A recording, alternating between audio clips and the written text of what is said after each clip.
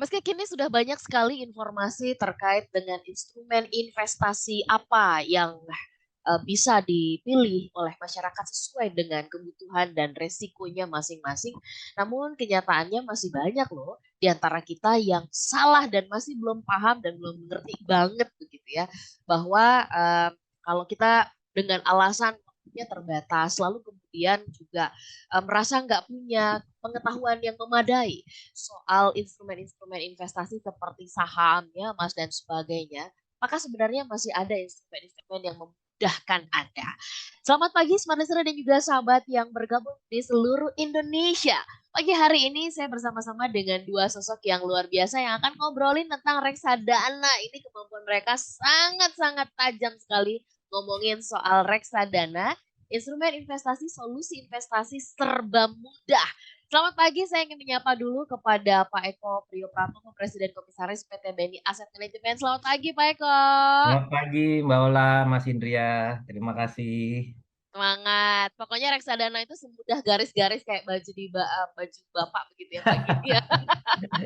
Pokoknya garis-garis lah gitu ya. Oke, kemudian juga senang banget pagi hari ini akhirnya ini biasanya cuma meeting-meeting doang ketemunya. Pagi ini nih senang banget loh Smart Listener karena bisa ngobrol bersama dengan Pak Hindrial Lisyadi Iya, ya iya. atau akrab dipanggil Pak Henda.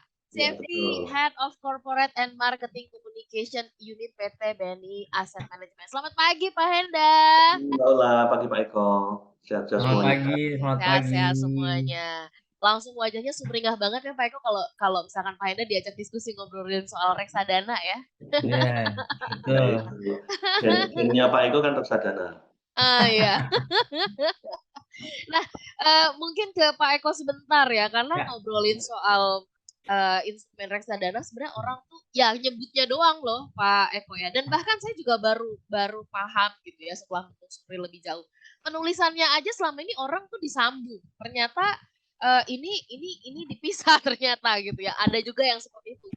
Nah, boleh nggak Pak Eko jelaskan kepada kami ini sebenarnya instrumen reksadana ini apa? Silakan Pak Eko. ya Mbak Ola, terima kasih.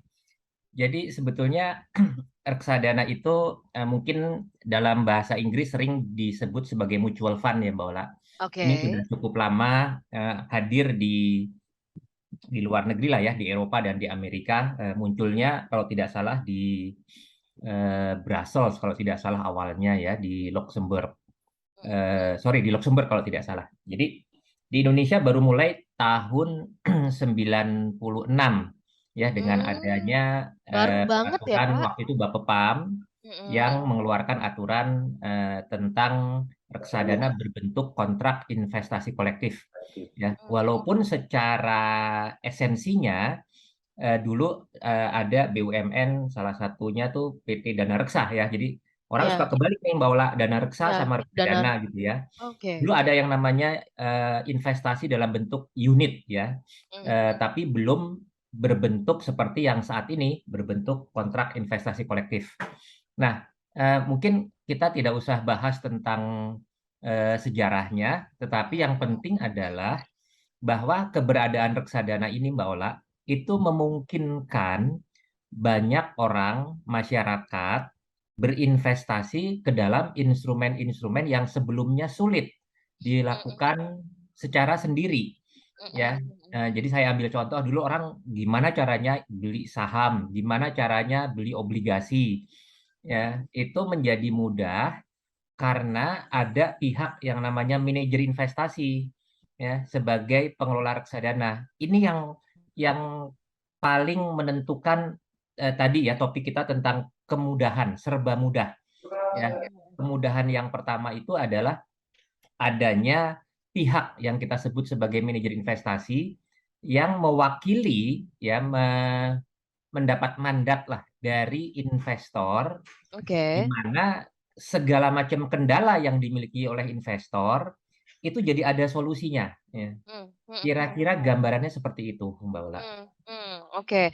Jadi intinya memang dari awal sudah melihat ya bahwa masyarakat ini ya kita masih gagap banget lah begitu ya dengan investasi. Nah sejauh ini kalau gitu dalam perkembangannya oke enggak? sedikit tadi memang supaya kita dapat seperti apa sih kehadiran reksadana ini di Indonesia. Pak Henda mungkin bisa kasih gambaran ya dari pengalaman Bapak begitu ya, dari tahun 96 sampai dengan ke sekarang, dan bagaimana orang merespon ini, seperti apa masyarakat menyikapi atau respon mereka terhadap reksadana. Gembira, senang, oh iya ini memang jadi solusi begitu. Karena Ya.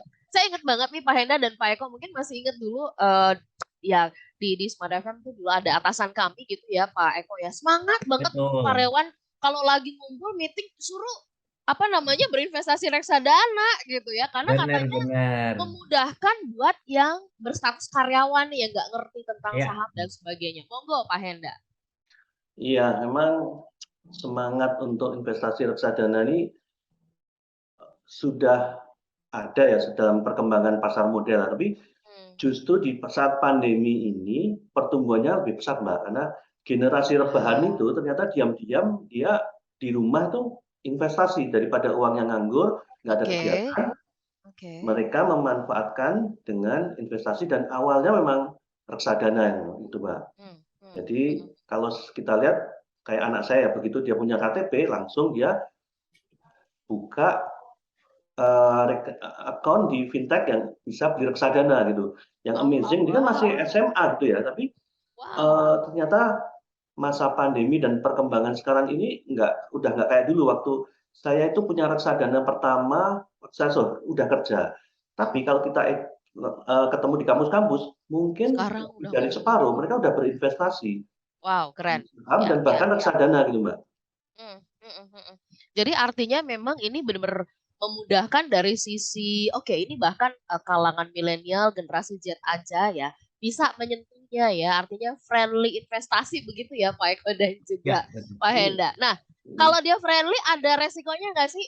Nanti mungkin bisa dijawab, tapi kita kasih jeda dulu, kasih kesempatan dulu kepada semua listener mencerna dulu nih gitu ya, sambil kita undang mereka juga untuk bergabung nih Pak Eko dan juga Pak Henda di kesempatan pagi Ya, hari ini ya.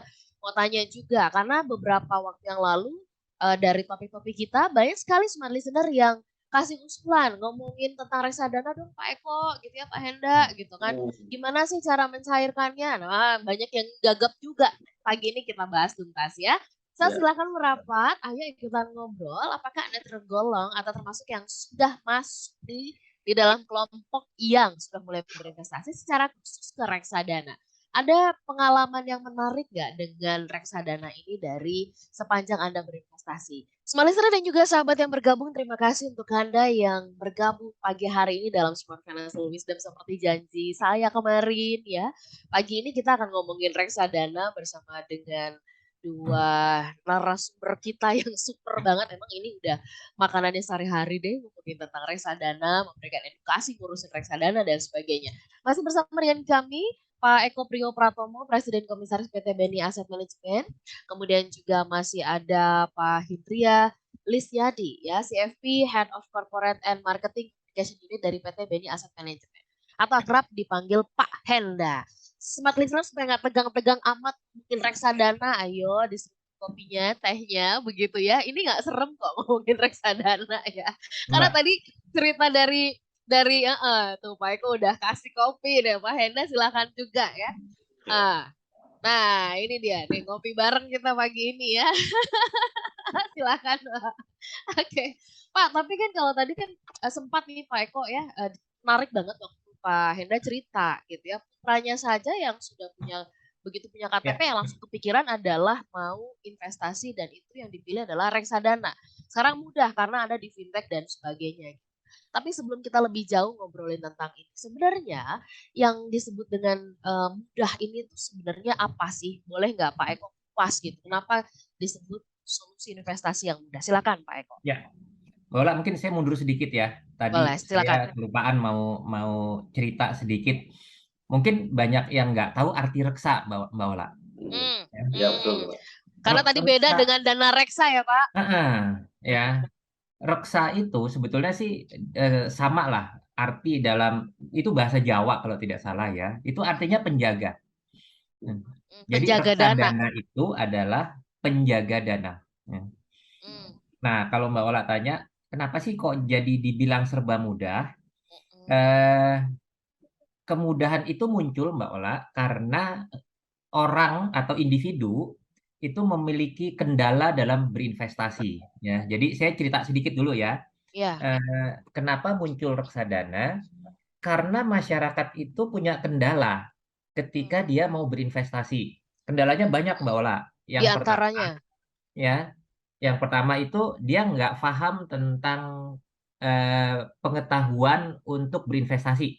Ya, Oke. tidak tahu tentang instrumen ini apa bedanya, resikonya seperti apa, bagaimana caranya. Itu pengetahuan itu nggak banyak orang yang tahu. Ya, jadi makanya sekarang orang kalau mau berinvestasi ke saham misalnya ya, itu harus ikut training dulu, harus ikut sesi beberapa kali ya untuk bisa tahu dan itu sangat Baru disarankan ya. baru Tapi firm kan begitu ya, Pak Eko ya? benar kan kebanyakan orang kan tidak memiliki kemampuan untuk Iya. belajar sendiri gitu ya Mhm, karena mhm. nggak punya waktu. Jadi satu kendala mengenai ilmu pengetahuan, Waktunya juga bagaimana cara terbatas ya? berinvestasi. Yang kedua kendalanya waktu Mbak Ola.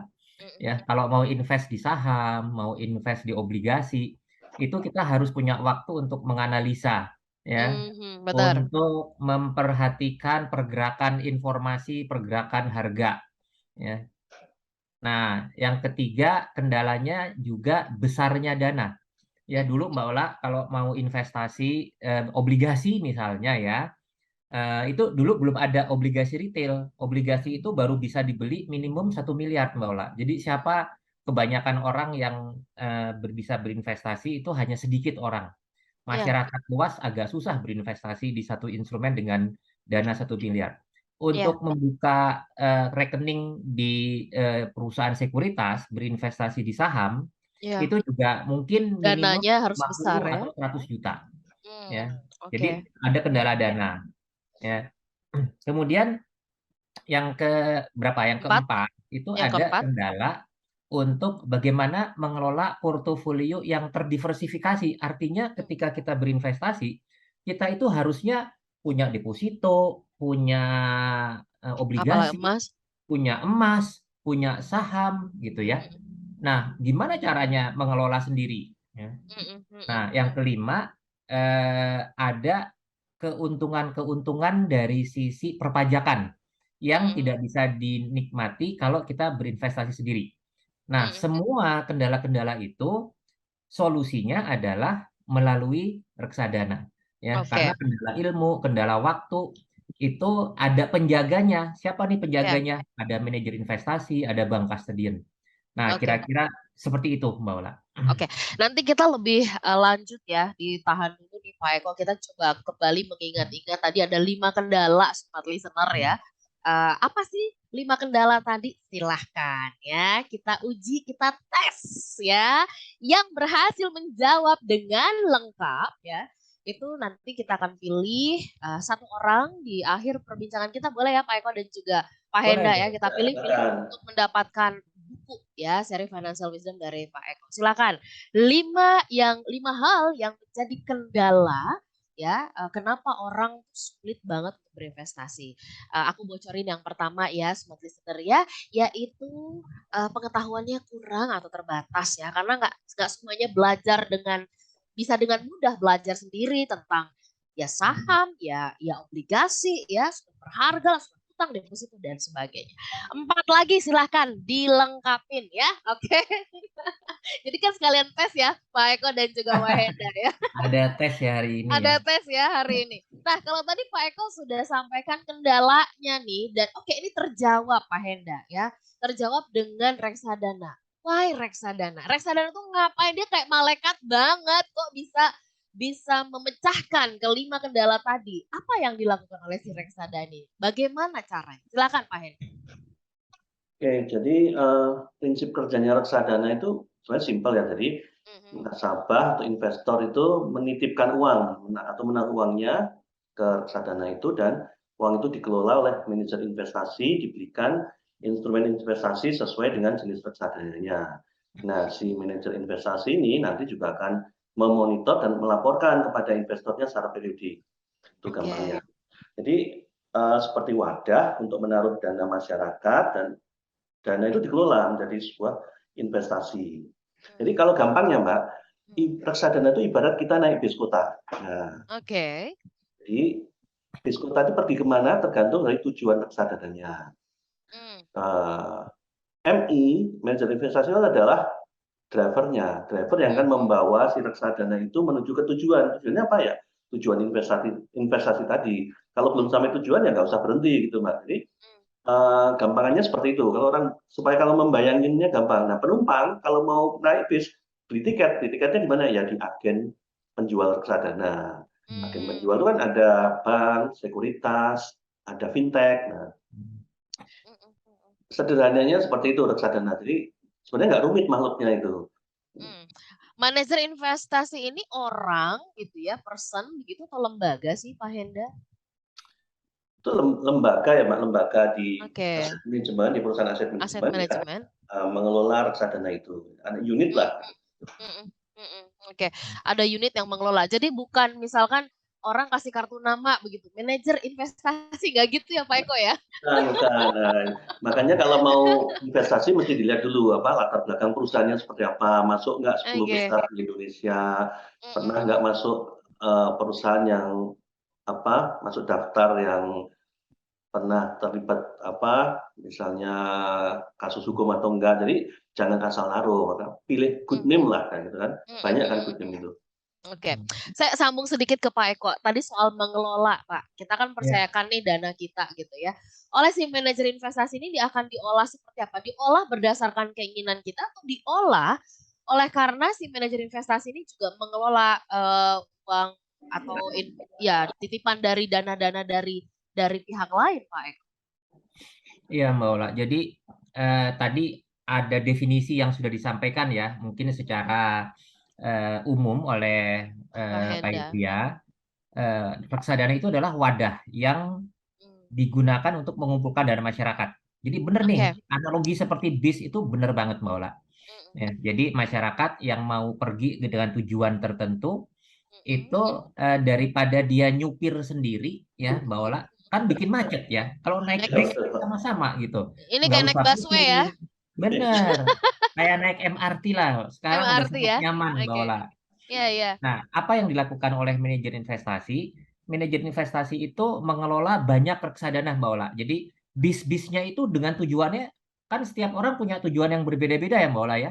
Ya, ada yang mau ke apa namanya ke Bundaran HI, ada yang mau justru terbalik nih, mau ke Lebak Bulus gitu. Mbak Eko Nah, apa ya? jenis reksadana itu yang menentukan pilihan-pilihan kemana kita harus berinvestasi, Mbak Ola. Ya. Oke. Nah, pada dasarnya hanya ada tiga lah ya instrumen terbesar, Mbak Ola. Ya, instrumen pasar uang, ya, itu deposito kita sebutnya atau obligasi yang jangka pendek, kemudian ada obligasi yang jangka menengah dan panjang, dan ada saham. Kurang lebih tujuan dari investasi masyarakat itu paling tidak bisa menggunakan tiga instrumen itu, Mbak Ola. Ya. Nah, Oke. manajer investasi itu membuat berbagai macam jenis reksadana dengan unsur instrumennya itu dari tiga instrumen dasar itu. Iya, Ya. Nah, iya, mereka yang meramu lah ya, kayak gado-gado, Mbak Ola.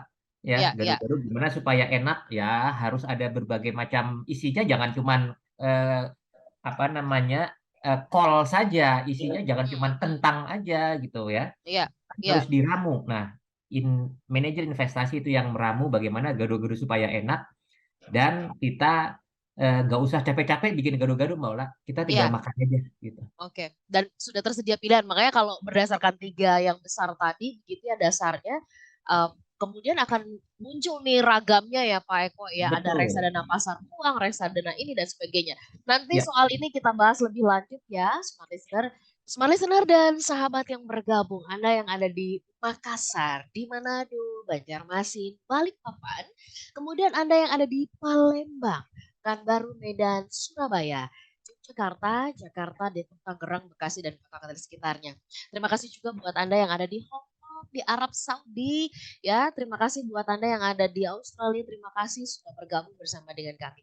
Salam dari Anda untuk Pak Eko dan juga Pak Henda. Kami sampaikan dan sharing ada yang minggu lalu sempat belum terbacakan Pak Eko, waktu kita tanya apa sih yang dirasakan oleh smart listener dengan kehadiran Smart Financial Business Group. Ada banyak banget testimoninya ya. Ada mendengarkan Smart FM ini Pak, katanya dari mulai kelas 3 SMA sampai sekarang udah kerja. Wah, keren banget nggak Pak? Ada namanya Mbak Monik ini, mendengarkan Smart FM itu dari mulai kelas 3 SMA Pak Henda dan Pak Eko Luar ya, dan biasa sekarang ya. sudah bekerja. Artinya dia beruntung sekali gitu loh bisa mendengarkan lebih dini gitu ya Pak Henda ya, edukasi tentang keuangan, tentang finansial, tentang investasi. Tapi tidak terlambat, karena tidak ada kata terlambat. Seperti kita sambung kembali obrolannya, masih bersama dengan Pak Eko Priyo Pratomo, Presiden Komisaris PT BNI Asset Management, dan kemudian juga Pak Hindri Alistiadi, atau Pak Henda akrabnya, CFP. Beliau adalah Head of Nggak Corporate usah and disebut-sebut, Marketing Pak. Communication Unit. Malu sama Pak Eko. Nah ini udah susah ini, dapetnya udah susah ini. Tadi saya tanya sama Pak Eko, ini gimana Pak Enggak ujiannya Pak? lah. Nah, baik, kita sambung ya. Pak Eko sama Pak Henda. Sebelum saya tanya ngomongin soal ragamnya ya, boleh nggak dan risiko ya, boleh dikasih lagi nih ya kepada smart listener penjelasan tentang keunikan dari si reksadana ini ya. Karena tadi mudah dari sisi pengetahuan kita nggak perlu capek-capek, udah ada yang bantuin gitu kan. Waktu juga sudah ada yang membantu. Pokoknya semuanya dirangkum oleh si manajer investasi ini. Tapi adakah keunikan lain yang dia menjadi pembeda banget gitu loh Pak Eko dari produk-produk investasi lainnya maksud saya. Silakan Pak Eko, Pak Henda. Silakan Mas Indri ya. Oke. Oke, ya. Tadi sebenarnya sudah dijelaskan oleh Pak Eko ya. Eh, mengatasi 5 kendala. Nah, itu keunikannya di situ ya. Kalau mungkin saya ambil ini poinnya diversifikasi tadi Mbak. Jadi dalam satu reksadana itu isinya bisa lebih dari 30. Misalnya reksadana saham lebih dari 30 saham, itu bisa 30, bisa 40.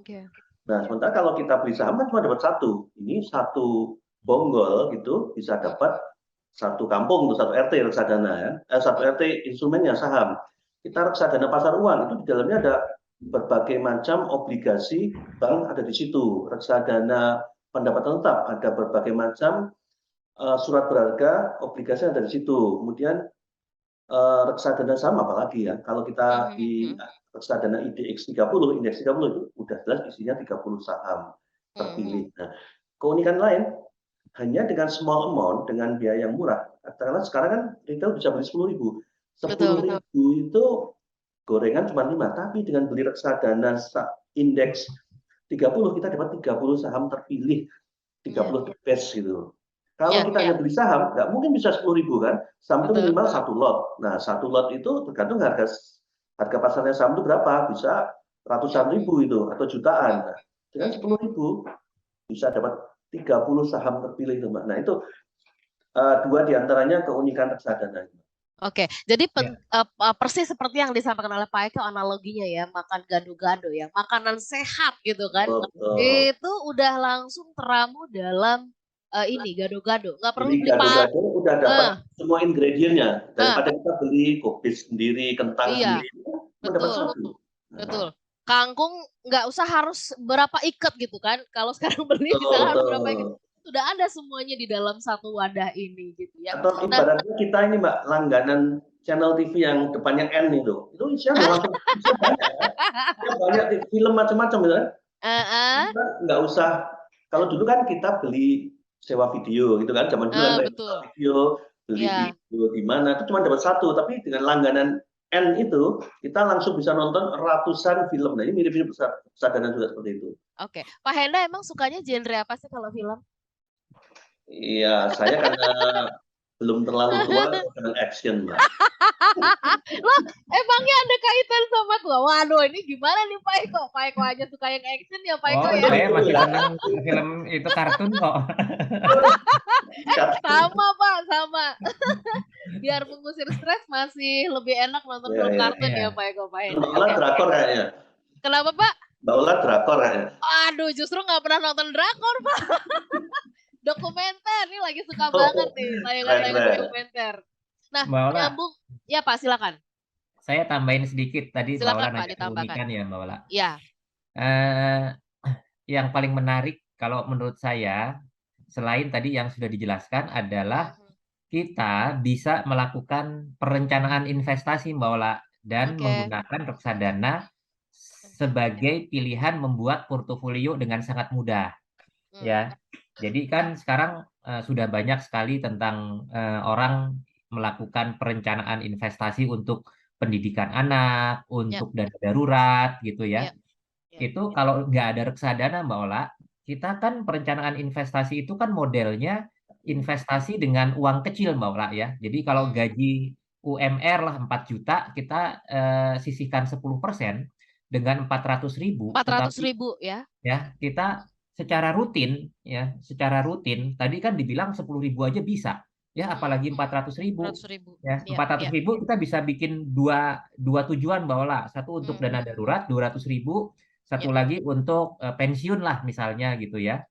Nah itu kalau kita harus beli instrumen ya, 200.000 itu susah beli instrumen ya. Ya. Tapi kalau kita beli reksadana, kita sudah bisa membuat portofolio yang mengkombinasikan antara reksadana pendapatan tetap isinya obligasi dan reksadana saham yang isinya itu tadi dibilang 30 saham lebih Mbak Ola ya.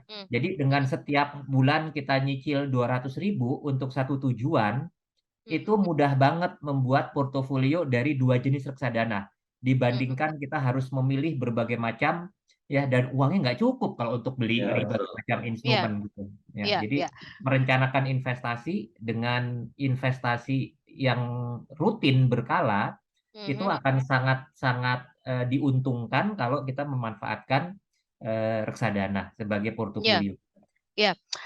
Pak Eko sama Pak Henda. Nah, ini yang seringkali jadi pernyataan kayak nelongso gitu ya dari mereka yang menjadi investor baru pemula. Aduh, dapat apaan atau jadi apa? Cuman bisa investasi 10.000, 100.000, 400.000. Mau kapan kayanya? Kadang-kadang suka ada pernyataan kayak gitu. Pak Eko sama Pak Henda. Ngapain lah, percuma, udahlah. Lihat ntar aja gitu. Nah, sejauh mana sebenarnya bahwa reksadana ini bisa menjadi alternatif sih Pak Eko dan juga Pak Henda ini untuk membesarkan harapan ya mereka-mereka yang baru mulai berinvestasi terutama dengan reksadana. Monggo Pak Henda dan juga Pak Eko. Silakan Mas Henda. Oke.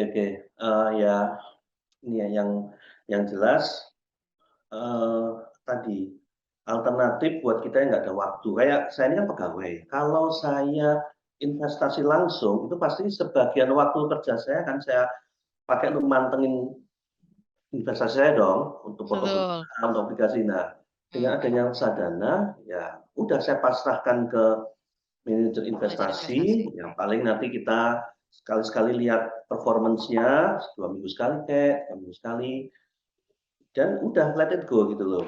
Karena apalagi tadi kalau kita rutin ya, rutin, disiplin, nggak usah dipikir hasilnya jangka panjang, itu bisa jadi alternatif investasi yang kita tinggal tidur pun dia akan bekerja untuk kita.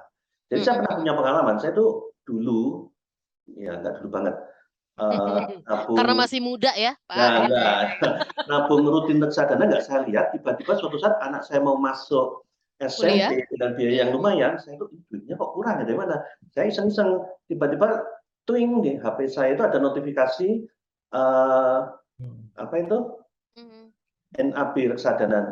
Karena saya punya tabungan ini, saya tinggal tidur dan alhamdulillah itu cukup pas banget untuk membayar kekurangan anak saya masuk sekolah gitu. Jadi memang tadi alternatif investasi yang kita tidak ribet, tidak usah mikir banget-banget, tidak perlu mengeluarkan waktu banyak, tadi dengan uang semampunya, tadi seperti Pak Eko sampaikan, angkatlah 100, 200, 500 ribu sebulan, pokoknya rutin aja. Gitu. Nanti lama-lama jadi ketagihan ya Pak Henda ya? Betul. Itu karena saya punya experience itu, jadi saya bisa ngomong ini kan. Gitu, Pak.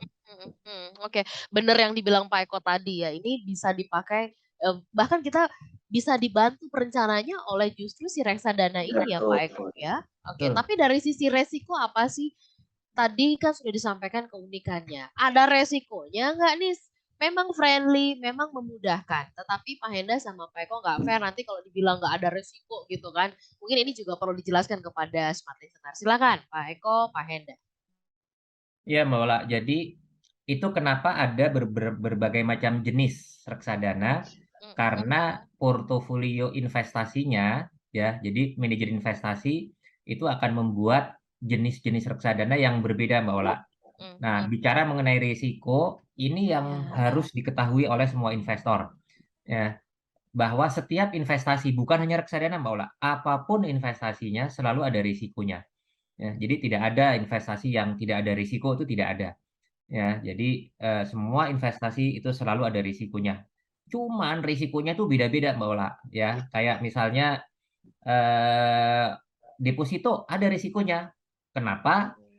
Itu kenapa ada yang namanya LPS, ya ada lembaga penjaminan simpanan. Jadi Simpanan. kalau banknya sampai bangkrut, itu uang kita paling tidak 2 miliar itu akan diganti oleh LPS. Nah, reksadana kalau diurut risikonya Mbak Ola, paling tidak kita bicara mengenai risiko yang paling rendah itu namanya reksadana pasar uang. Ya.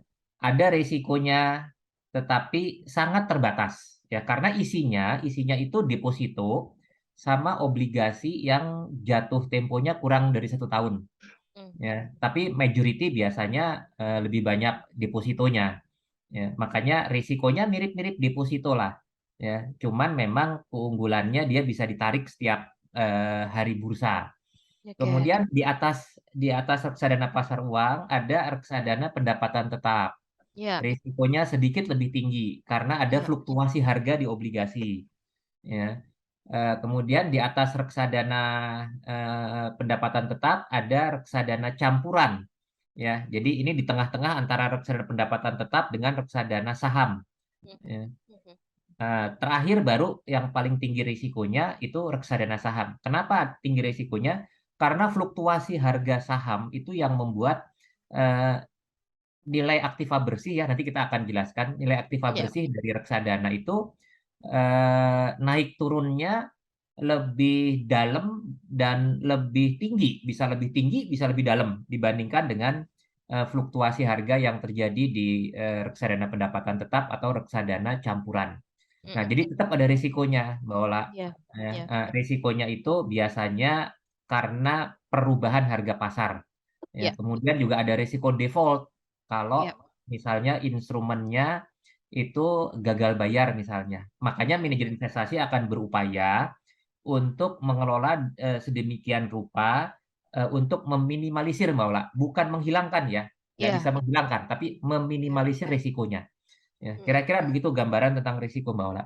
Oke, tadi Pak Henda sudah sempat cerita pengalaman beliau ketika membutuhkan dana, ada nih pas ya, artinya bisa kita petik gitu kan buahnya. Keuntungannya itu bisa lihatnya dari mana sih gitu kan? Bisa kita intip pergerakannya nggak lewat apa rekening dan seperti apa.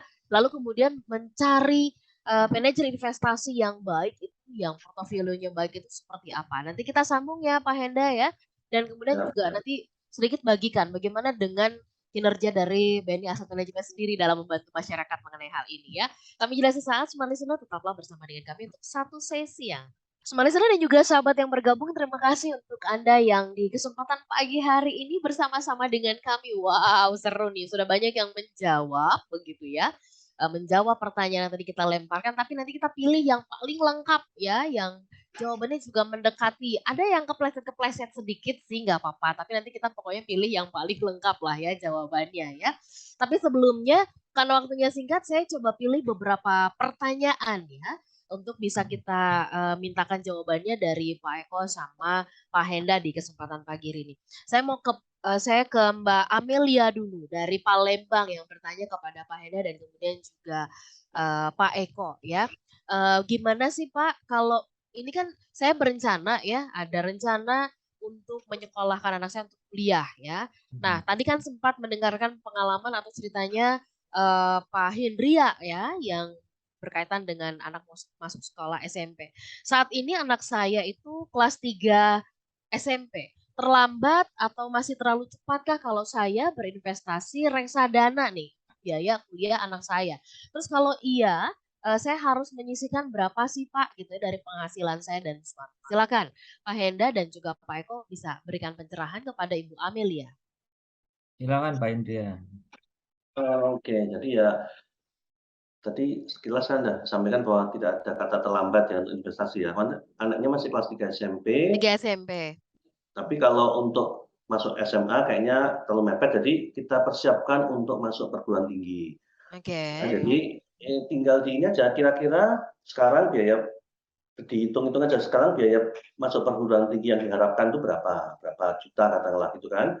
Kemudian nah ini ada kalau di pelajaran CFP itu dihitung dulu future value-nya itu nanti berapa. Kalau sekarang misalnya 100 juta, 3 tahun lagi kan kira-kira menjadi berapa ratus juta berkembangnya ya dengan tingkat inflasi pendidikan kalau nggak salah sekitar 10% gitu kan.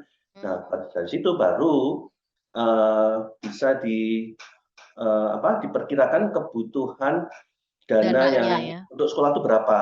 Nah, gitu. Ya. Misalnya X kita ketemu kebutuhan dan sekolah itu X berarti. Nah, kalau untuk mendapatkan X itu kira-kira berapa besar investasi yang diperlukan. Misalnya X itu 100 juta. Nah, kita return reksadana apa yang menghasilkan return 100 juta apa bisa ditarik ke sini kira-kira duit kita itu perlu ditaruh di mana supaya nanti jatuhnya 100 juta itu di 3 tahun ke depan. Nah, itu nanti kita bisa dihitung kita setiap bulan itu harus menabung berapa gitu. Jadi kita kebutuhannya berapa, kira-kira kemudian kalau inflasi 10% per tahun itu nanti naiknya berapa. Nah, dari situ baru kita hitung bisa ditarik ini pakai kalkulator ini ya finansial ya. Itu berapa setiap bulannya kita harus nabung berapa gitu, Mbak. Nah, oke. Baik, ini Bu Amelia kayaknya perlu waktu khusus ini untuk hitung-hitung kalau Iya, yang seperti kayak gini. Tapi setidaknya gambarannya kayak gitu ya. Jadi nanti tinggal dipilih, dihitung dulu kebutuhan buat kuliah itu berapa, baru kita kemudian bisa turunin ya, Pak Henda ya. Oke. Ada Pak Iskandar dari Banjarmasin yang bertanya nih, Pak Eko ya. Ini pertanyaan klasik banget gitu dari masyarakat biasanya. Pak, mana sih yang jauh lebih tinggi gitu ya bunganya? Ini kan karena pengetahuan yang kurang jadi istilahnya bunga gitu. Mana jauh lebih tinggi bunga antara reksadana dengan deposito? Nah, ini kan perlu diluruskan nih. Pak Eko mohon jawabannya silakan. Iya, di reksadana kita tidak bicara bunga ya, Mbak Ola. Nah, tadi ada pertanyaan menarik Mbak Ola tanya sama Mas Indria tuh, bagaimana sih kita menghitung keuntungan? Ya, jadi di dalam reksadana itu ada yang namanya nilai aktiva bersih per unit, Mbak Ola. Nilai Ya, aktiva bersih per unit ya. betul. Itu mungkin analoginya kayak harga saham lah ya. Ya. Jadi ada harga saham di mana kalau kita beli itu kita membeli pada harga saham dengan nilai tertentu gitu. Ya. Nah, nilai aktiva bersih ini mencerminkan nilai kekayaan reksadananya, Mbak Ola, ya setelah dibagi dengan jumlah eh, unit yang dimiliki oleh para investor. Ya. Nah, itu akan menjadi acuan untuk kita menilai apakah kita membeli reksadana itu dan ketika menjualnya itu untung atau rugi. Ya, jadi saya ambil contoh kalau harganya sekarang misalnya baru pertama kali reksadana keluar harganya Rp1.000 Mbak Ola. Ya, jadi kalau kita membeli 1 juta, kita akan mendapatkan 1.000 unit gitu. Karena harga per unitnya adalah 1.000. Jadi kalau kita punya uang 1 juta, kita membeli suatu reksadana, kita mendapatkan 1.000 unit. Nah, nanti misalnya dalam 3 tahun ya, Ibu Emilia tadi 3 tahun, oh ternyata reksadananya menjadi 1.200 Mbak Ola misalnya. Ya, nah ketika kita mau menjual reksadana, kita punya 1.000 unit, kita jual menjadi 1.200.000 karena harganya naik dari 1.000 menjadi 1.200. Nah, keuntungan yang 200 itulah atau ekuivalen dengan 20% ya. Kalau tidak dipotong oleh biaya-biaya, kita mendapatkan keuntungan dengan adanya kenaikan dari nilai aktiva bersih. Ya, kira-kira kurang lebih perhitungan keuntungannya seperti itu, Mbak Ola. Nah, jadi kembali Iya. kalau kita mau melakukan investasi di reksadana, eh, yang membedakan dengan deposito itu bedanya kalau deposito itu sudah tahu Mbak Ola, fix di depan ya. Sekarang mungkin berapa ya? Misalnya 3,5-3% misalnya deposito. Nah, kalau reksadana memang tidak bisa ditentukan ya, kecuali reksadana terproteksi ya. Kalau reksadana terproteksi itu ada indikasi kurang lebih keuntungannya berapa itu sudah ada. Tapi kalau reksadana pasar uang, reksadana pendapatan tetap, apalagi reksadana saham, itu kita hanya bisa tahu keuntungannya ketika kita menjual, Mbak Ola. Ya, atau kalau tidak dijual, kita bisa melihat keuntungan itu dari kenaikan nilai aktiva bersihnya. Ya, jadi memang agak berbeda dengan investasi di deposito. Mungkin itu jawaban buat Pak siapa tadi Pak Mbak Ola? Iskandar. Pak Iskandar. Pak Nah, Iskandar ya. ya, Mudah-mudahan bisa menjawab Pak Kalau Iskandar. nambahin dikit boleh. Tadi kan silakan Pak Silakan. Henda. nyambung Pak Eko, kalau deposito kan sudah ditentukan di depan ya itu ya. Tapi kalau reksadana itu kita sebutnya indikasi return, karena reksadana itu kan isinya macam-macam deposito, Mbak. Yang suku bunga bisa naik turun. Kemudian juga ada surat berharga yang umurnya tenornya kurang dari 1 tahun, yang harganya juga walaupun bisa bilang stabil, tetap ada naik turunnya dikit-dikit. Jadi itu indikasi return, nggak bisa ditentukan di depan seperti deposito gitu, Mbak. Betul. Pak, mengenai, oke, kita melaju ya, tentang ciri. Nah, ini nih ya, tanda-tanda atau kita kalau memilih manajer investasi yang baik itu kayak apa sih yang perlu diperhatikan, Pak Henda? Ini lebih tepatnya Pak Eko nih yang dari Ya, silakan pengalaman. Mas Hendra. Ini yang sudah hatam untuk menjawab Ini kalau hatam pertanyaan kayak banget gini. ini. Hatam banget ketemu sama masyarakat langsung ini. Silakan Pak Henda. Ini Ya, tarikan napasnya panjang banget ya dan berat ya. nggak. Sebenarnya kalau memilih manajer investasi ya tentunya teman-teman bisa cek ya daftar. Biasa di apa surat kabar investasi itu ada mana sih urutan manajer investasi yang gitu. Lihat aumnya sudah berapa, pertumbuhannya 10 besar atau tidak. Kemudian produk-produknya seperti apa begitu, Mbak. Itu kalau kita di fintech atau di sekuritas atau di bank itu ada perbandingannya, gitu, Mbak. Bagaimana mereka mengelola dananya itu akan kelihatan. Jadi di situ kita bisa memilih. Kalau enggak nanti juga bisa nanti diskusi dengan teman-teman yang sudah punya pengalaman lebih di bidang investasi. Mana sih manajer investasi yang bisa jadi acuan gitu, Mas. Selain di atas kertas tadi gitu. Karena kan kadang-kadang ini rumornya gini loh, ada gini-gini. Ya, kurang lebih gitu lah. Oke. Baik, kita harus tutup perbincangan kita, tapi sebelum kita ya, saya pilih dulu pemenang kita di kesempatan pagi hari ini ada Mbak Vinolia.